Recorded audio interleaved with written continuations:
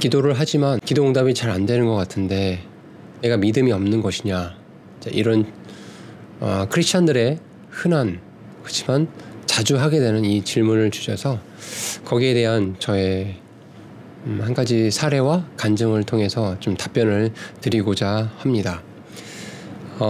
며칠 전에 10여 년 만에 제 제자를 만나게 되었고, 그 제자와의 대화 속에서 하나님께서 이렇게 역사하셨구나 하는 그런 경험을 하게 되었는데, 그 이야기를 좀 공유해 드리고 싶습니다. 10여 년 전에 제가 부천에 있는 한 크리스찬 대안학교에서 입시 팀장으로 영어 교과를 가르치면서 고3 입시 팀장을 맡게 되었습니다. 그곳은 나름대로 전통이 있고 12여 년 정도 학교가 운영되어 온 탄탄한 학교였습니다. 그런데 입시 팀장이 되어서 실제 고3이 될 학생들을 데리고 그들의 상황을 살펴보았는데 너무나 준비가 안 돼 있는 것을 제가 발견하게 되었습니다. 대안학교다 보니까 학생부 기록이 없지 않습니까? 그래서 그 검정고시 점수로 비교 내신을 통해서 수시 지원을 할 수 있는 그런 기회가 있었습니다. 근데 많지는 않지만, 그런데 이들이 단지 검정고시 합격만 해놓은 거예요. 그것을 고득점으로 통과해서 비교 내신으로 활용할 수 있게 해야 되는데 비교 내신으로 전혀 쓸 수 없는 점수를 받아 놓았던 것입니다. 그렇게 준비를 전혀 해놓지 않은 상태에 있으면서도 교장과 이사장 이런 사람들은 우리 학교가 너무나 잘하고 있고 입시 준비도 아주 철저하게 잘하고 있다라고 사람들을 현혹하고 호도하는 모습을 제가 이제 보게 됩니다. 그래서 제가 현실을 아이들과 학부모님들에게 말씀을 드려야 된다.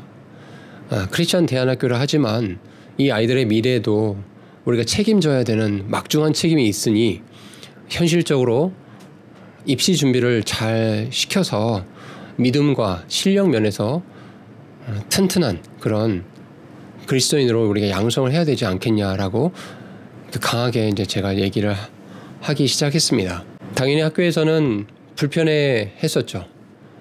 다른 사람들은 다 고분고분하게 하고 있는데 이제 계속해서 쓴소리를 하고 있으니까 좋지 않은 시선으로 보았던 것입니다. 그런데 이제 고3 아이들, 그 1회 졸업생인데요. 그 고3 아이들이 입시를 치러야 되는 상황이 되었을 때 학부모님들도 이제 알게 된 거예요.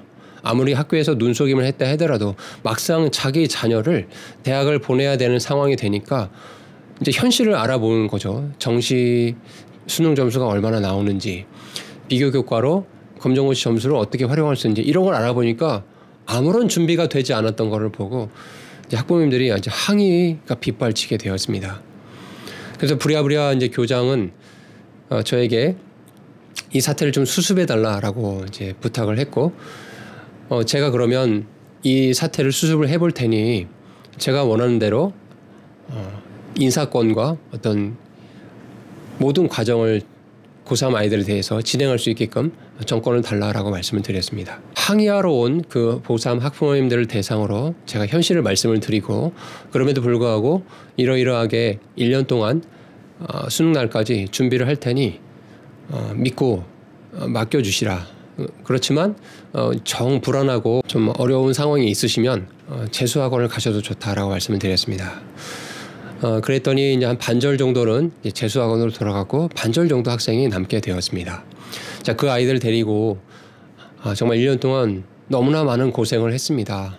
기초가 전혀 없는 아이들 대상으로 고3 공부를 시켜야 되니까 이만저만 힘든 게 아니었어요. 자, 그래서 이제 1년 동안 고생을 했지만 현실적으로 이 아이들이 준비되어 있는 그런 학력적인 기초가 전혀 없었기 때문에 입시 결과는 좀 좋지 않았습니다. 자, 이제 해가 바뀌어서 제 제자가 이제 고3이 되는 시점이었습니다. 그 학부모님들이 이제 예비 고3 아이들이죠. 학부모님들이 이제 1년 동안 자기 일대 선배들이 어떻게 입시를 준비했고 어떤 결과를 얻었는지 다 보게 되었어요. 결과는 좋지 않았지만 그럼에도 불구하고 제가 정말 헌신적으로 그 고3 아이들을 케어하고 입시 준비를 했다라는 걸 아셨기 때문에 이제 예비 고3 제 제자가 있었던 그 예비 고3 학부모님들도 제가 고3을 맡게 되면 우리 아이들 계속해서 이 학교를 보내겠다라고 교장에게 제안을 합니다. 자, 그런데 교장은 여러 가지 이유와 핑계를 대면서 저를 고3 담임으로 시킬 수 없다라는 그런 얘기를 했고, 또 여러 가지 상황들을 만들어서 결국에는 제가 그 학교를 나올 수밖에 없는 그런 지경에 이르게 되었습니다. 저는 이제 그 학교를 반강제적으로 이렇게 나오게 되면서 하나님께 이렇게 기도를 했습니다. 하나님, 이 학교가 예수님의 이름으로 세워진 크리스천 대안학교인데 현실은 전혀 그러하지 못합니다.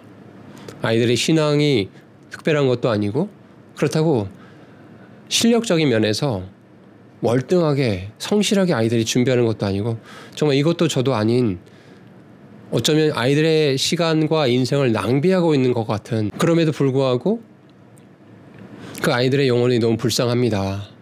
그런데 교장과 이사장 이런 사람들은 아이들을 그냥 돈으로 보고 어떻게 해서든지 학비와 그 학교 발전 기금 이런 것들을 가지고 자기들의 재력을 불리는 데에만 급급해 하고 있으니, 예수님의 이름으로 장사하는 이곳이 주님의 이름에 더 이상 먹칠하지 않도록, 하나님의 영광을 더 이상 가리지 않도록 주님께서 처리해 주시길 원합니다 라고 기도를 하고 나왔습니다. 제 스스로 그냥 기도를 하고 나왔던 것이죠. 자, 그리고 시간이 이제 10여 년이라는 시간이 지났습니다. 저는 그동안 그 학교가 뭐 어떻게 진행이 되는지 전혀 알 수가 없었어요. 그러나 간간히 들리는 소식은 그때 같이 일했던 동료 선배 또 동료 선생님들한테 들리는 소식이 몇 개월간 급여가 나오지 않는다. 또 3개월 만에 급여를 받았는데 50만 원밖에 주지 않더라. 또 더 먼저 퇴사한 사람이 있는데 퇴직금도 주지 않아서 지금 노동청에 신고를 해놨다는 등 좋지 않은 소식들이 이제 들려오기 시작했습니다. 그리고 저는 이제 다 잊어버렸어요. 기도해놓고 신앙인의 양심으로 하나님께 하소연을 하고 기도로 맡겨놓고 저는 제 갈 길을 갔던 거죠. 자, 10여 년의 시간이 지나서 최근에 그 학교를 졸업하고 이제 대학도 졸업하고 사회에서 자리를 잡은 제 제자 한 사람을 만나게 되었습니다. 그 제자와 이런저런 얘기를 하는 중에 제자가 참 열심히 공부를 했던 것 같아요. 이제 감정평가사가 되었는데 우연찮게도 자신이 감정평가사로 일을 하는데 그 대안학교가 경매로 올라왔다라는 거예요. 감정평가를 해야 되는 상황이 된 거죠. 내용을 알고 보니까 이 교장과 이사장이 학교 건물을 담보로 대출을 받았는데 대출금 갚지 못했기 때문에 이제 은행과 이런 데서 법원 같은 데서 이제 소를 제기한 것 같습니다. 그래서 결국 학생들 학비도 밀리고 또 교사들 급여도 밀리고 건물로 대출 받은 것도 다 밀리고 이렇게 해서 결국에는 그 횡령죄로 인해서 그 교장과 관련된 사람들이 감옥에 갔다라는 얘기를 그 제자 입에서 듣게 되었습니다. 저는 참 소름이 돋았습니다.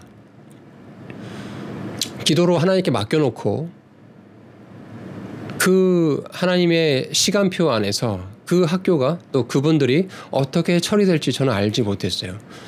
만약 그분들이 회개하고 다시 하나님 앞에 돌이키고 바르게 행했다라면 그런 감옥에 가는 일까지는 없었을 것 같습니다. 그런데 돌이키지 아니하고 계속해서 아이들의 영혼과 시간을 잡아먹고 돈벌이 수단으로만 생각하고 결국 그렇게 예수님의 이름을 함부로 두려워하지 아니하고 했을 때 하나님께서 하나님의 방법으로 하나님의 때에 처리하셨다라는 것을 제가 그 제자와의 이야기를 통해서 깨닫고 알게 되면서 하나님께 감사 기도를 드리게 되었습니다.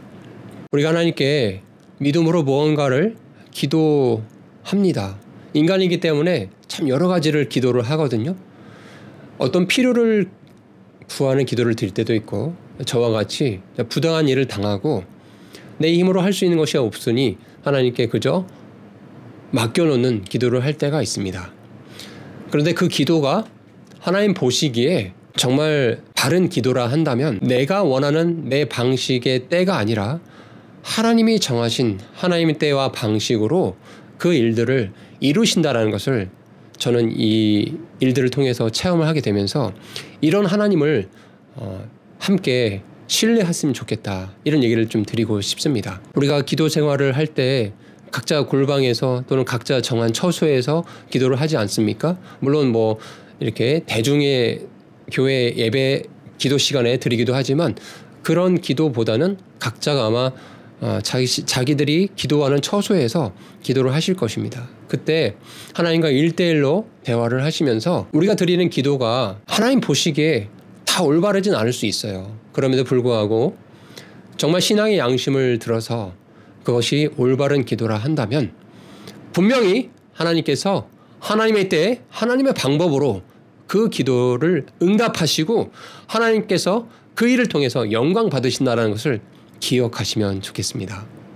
저의 작은 간증과 이야기가 기도 문제로 인해서 또 여러 가지 지금 기도하는 중에 있는 분들에게 도움이 되셨으면 좋겠습니다. 하나님은 신실하십니다. 하나님은 선하십니다. 우리의 기도에 늘 응답하실 주님이심을 기억하시면서 또 한 주간 평안하게 잘 지내셨으면 좋겠습니다. 샬롬.